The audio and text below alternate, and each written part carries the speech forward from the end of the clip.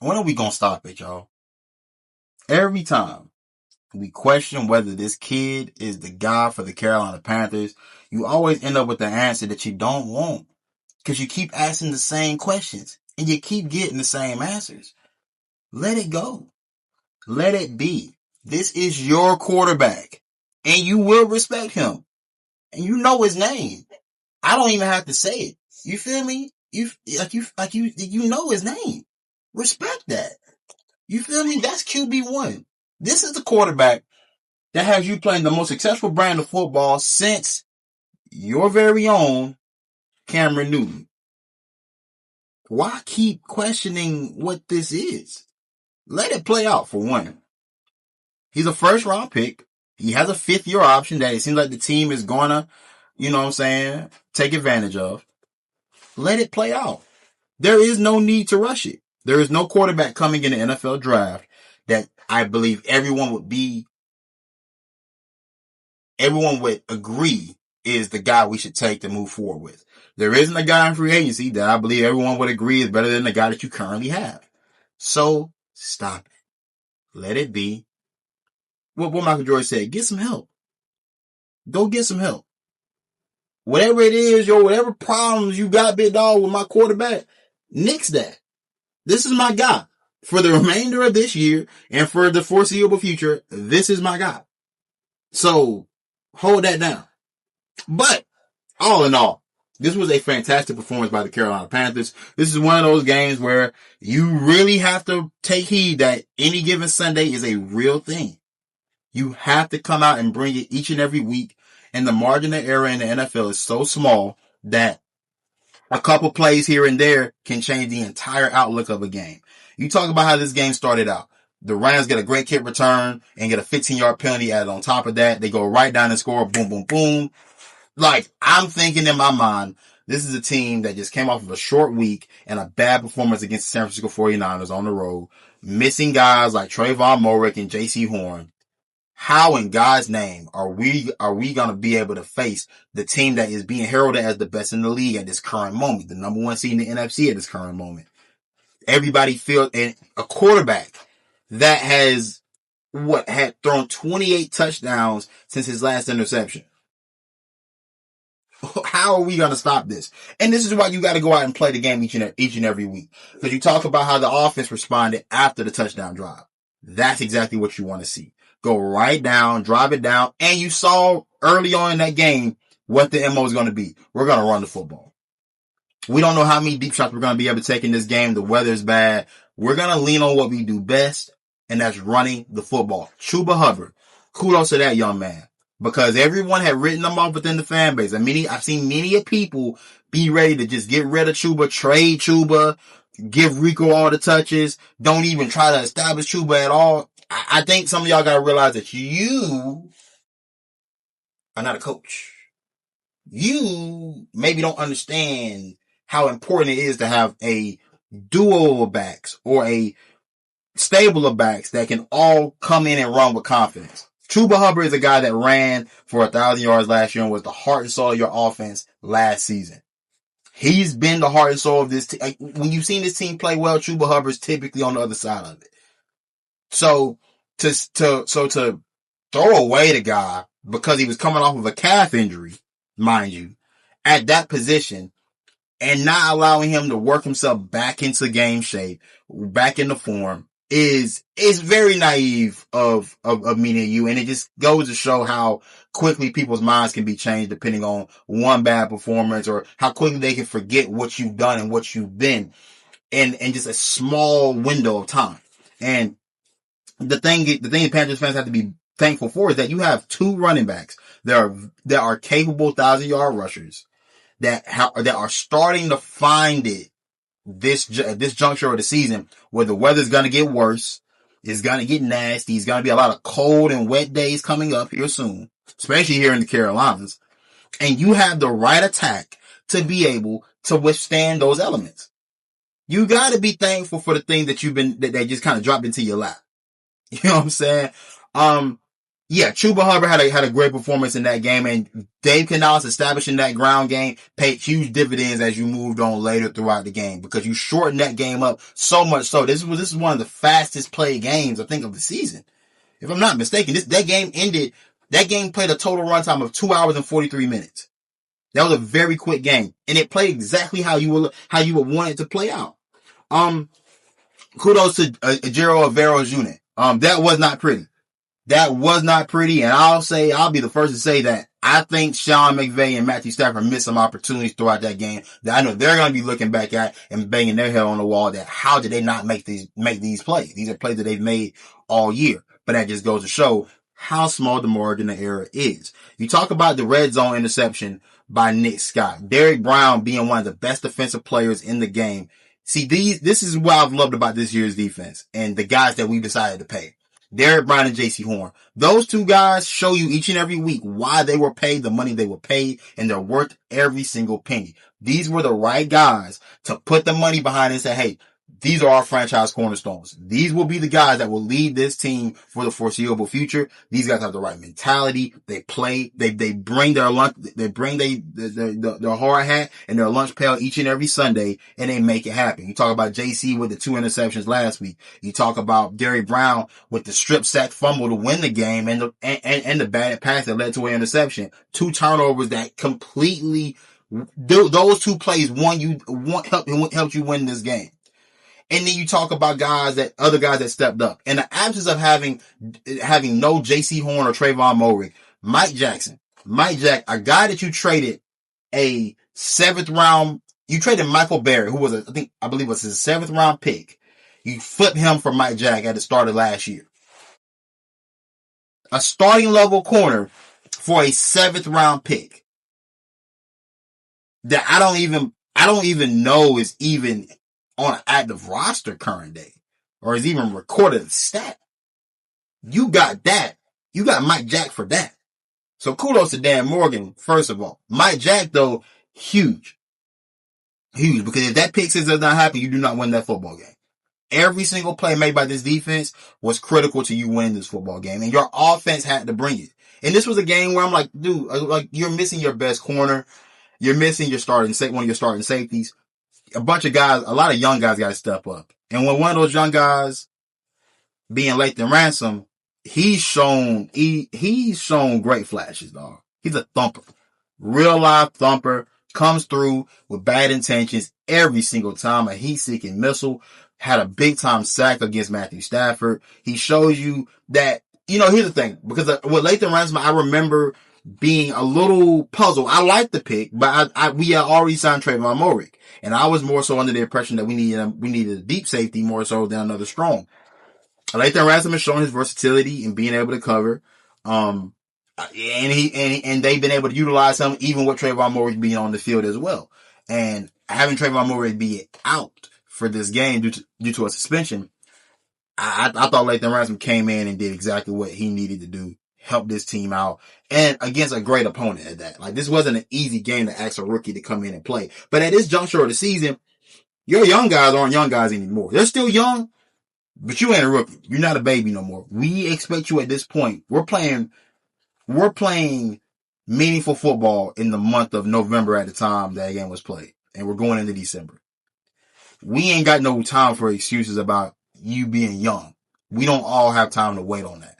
And shout out to Ohio State for developing that boy, man. But this game was what else can you say other than like this is a team that is this is a good football team. I can't remember what I said this at the beginning of the video because I've been recording this for about 9 minutes straight now. But this is a good football team that plays to the level of its competition. And if that's the case, then you got some great teams coming up that you got to figure out how you're going to beat. You got the New Orleans Saints, which I believe there should be a intense level of focus for, considering how your first meeting went. And considering where you could be right now, had you taken care of business. I believe this team will rectify that situation. You then have the Tampa Bay Buccaneers for the first time. That game is going to have championship feel to it. And I can't wait. What other way would you want to make the playoffs? What other way would you want to end your season other than we got to see our division rivals 3 of the next 4 weeks to decide whether we go into the playoffs and have a chance to go compete for a Super Bowl. We've beaten the Green Bay Packers and the Los Angeles Rams. Two teams that were once number one seeds in the NFC. There is no team that we feel like we cannot beat.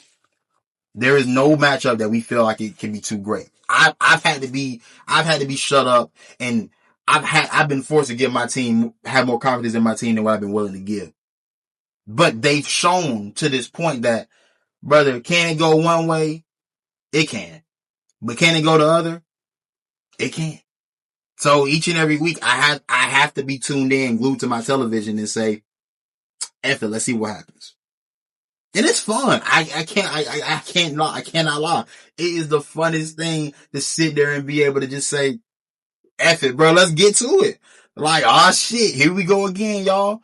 It's been the most fun. This has been one of the more fun seasons. It's been frustrating, but the highs have been high and the lows have been God almighty. Them lows have been in hell. Those lows have been in hell. But with that being said, I think I touched on everything I wanted to touch on. Let me be clear.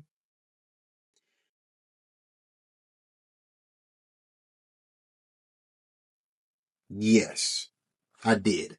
I think I did. But you know, but you know, here's the thing too. I think one last thing is that one thing you realize with this team is that, and I say it every week, but this is a team that's young and young and learning, and they're getting better alongside their coaches.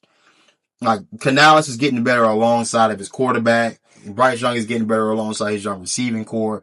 All of these guys are having their moments. You saw Jalen Coker have his moment in this game, right? We've been waiting for Jalen Coker to have his moment because he was a guy that had plenty of moments last year. You've seen Xavier Legette have his moments. You've seen Teteroa McMillan have his moments. I think another thing too, right? But I can't believe I was getting ready to leave up out of here without mentioning this, but that just for the fact of the matter that, you know, Dave Canales has enough trust in Bryce Young to go for some of these fourth downs. You scored 2 touchdowns on fourth down, y'all. 2 touchdowns on fourth down were scored. That can't be shot, shooed away as if it's nothing. This is real. This is real. And the confidence that these guys are starting to build is also real. And it's happening at the right time. And the most dangerous thing about this team is that they're young and they've proven to themselves what they can do. There is no Goliath in the NFC. The Goliath is still, I would still say, the Philadelphia Eagles. No matter how much they've struggled this year, that's still the Goliath because they have the roster that has proven the most so far within the past year or two. So that is still the Goliath of the conference.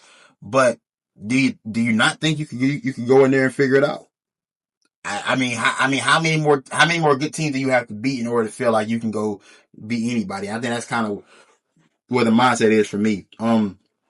Also, the Carolina Panthers it's been being reported the Panthers are going to exercise their 5th-year option on Bryce Young, which I think is the correct decision. There isn't a guy that I feel is better than Bryce. And I think Bryce has shown me too many things for me to not want to at least see how this finishes out. Right. We're in year 3 and you're talking about a playoff push. From year 1 being 2-15 with an entirely different coaching staff to year 2, obviously started out really rocky, but finds his footing late to end that year. And in year 3, you are in December now with 4 games left in the season with a playoff berth right there in front of you. You can easily finish 11 and wait. You can easily finish 11-6. You can easily finish 7-10. Or you can easily finish somewhere in the middle. So you've raised the ceiling and the floor of this team. You've gotten from 5 wins to 7. You have plenty of opportunity here to go get more, and why not? Why not continue to see what that can mature into. I think when you watch the guys like a Baker Mayfield that had to bounce around the different situations, that finally found his footing in one. Talk about Sam Darnold who had to do the same thing. Talk about Daniel Jones who's had to do the same thing. Why not give these guys the opportunity to work it out? And I give kudos to Dan Morgan and his intentionality, if that's a word. I have to look that up. But his intentionality on how he's gone about building the roster with Bryce Young at the helm.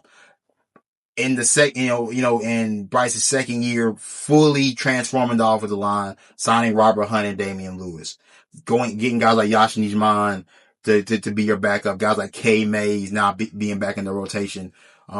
Having a bunch of guys that can play a bunch of different positions, and it was a Jake Curran as well who filled in this week. Got a bunch of guys that can come in and fill in and play who have done an admirable job at their position. Shout out to the position coach and this offensive scheme for being able to make this work, right? Then you talk about what he's done on the defensive side, signing guys like Bobby Brown, Turk Ward, Trayvon Moehrig, transforming this defensive unit right there in front of our very eyes, and now giving Avero a real shot with, I think, some legitimate guys on that side of the ball, drafting guys like a Nick Scorton who have done a fantastic job. You talk about the amount of draft picks in the past 2 seasons alone that have been contributors. Trevin Wallace, Shaw Smith-Wade, Xavier Legette. Like, you talk about these guys that have found a way to contribute here in these last couple of seasons, and that's how you flip a team around quickly. The NFL is different than any other league because you get 7 picks. You would typically have 7 picks on average, right? 5 to 7 picks. Those 5 players, you can flip around a roster if you hit on them. You find contributors here and there in the late round. You hit on your first and second rounders. Now all of a sudden you have a team full of contributing guys. And then when you hit on guys like a Jalen Coker, who was a UDFA, right? And you have UDFA that are littered all throughout your special teams units. You end up having a team that is not highly paid, highly motivated, and they're contributing for a low dollar amount. That's how you flip around a franchise. So right now, I think for the Carolina Panthers, the best thing for them to do is don't rock the boat. Continue to figure it out.